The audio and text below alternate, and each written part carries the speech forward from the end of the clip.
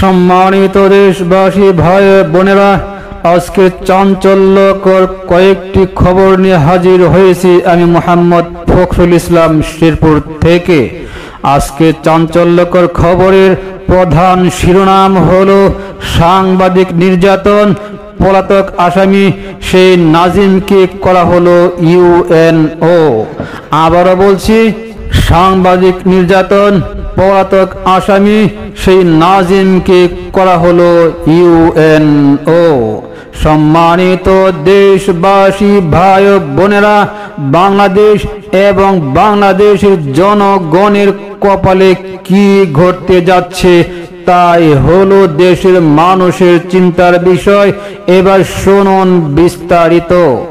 Online news portal Bangla ট্রিবিউনের কুড়িগ্রাম প্রতিনিধি আরিফুল ইসলাম রিগানকে মধ্যরাতে ঘরের দরজা ভেঙে তুলে নিয়ে গিয়ে নির্যাতনকারী কুড়িগ্রাম জেলা প্রশাসনের তৎকালীন রেভিনিউ ডেপুটি কালেক্টর নাজিম উদ্দিনকে কিশোরগঞ্জ জেলার ইটনা উপজেলা নির্বাহী অফিসার হিসেবে পদায়ন করা হয়েছে।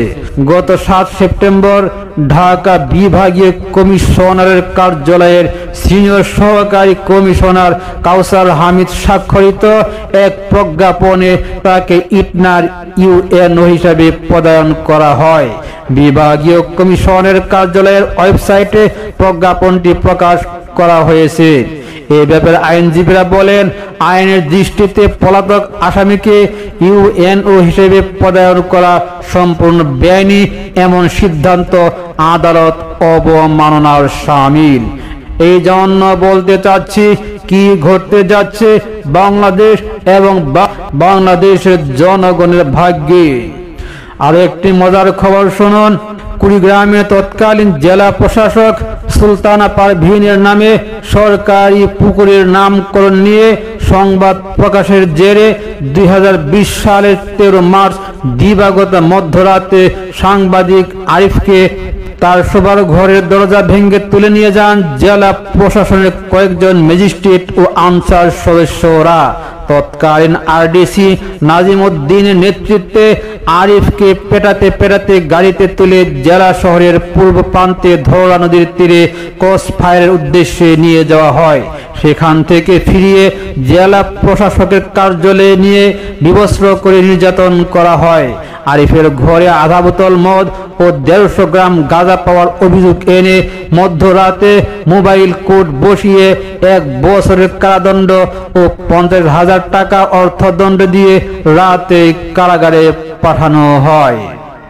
এই ঘটনায় দেশ জুড়ে প্রতিবাদের ঝড় উঠলে একদিনের মাথায় জামিনে মুক্তি পান আরিফ। পরে তৎকালীন ডিসি সুলতানা পারভীন, আর ডিসি নাজিম উদ্দিন, এনডিসি রাহাতুল ইসলাম ও নির্বাহী ম্যাজিস্ট্রেট রিন্টু বিকাশ চাকমাকে প্রত্যাহার করে জনপ্রশাসন মন্ত্রণালয় তাদের বিরুদ্ধে বিভাগীয় কার্যধারা শুরু করে।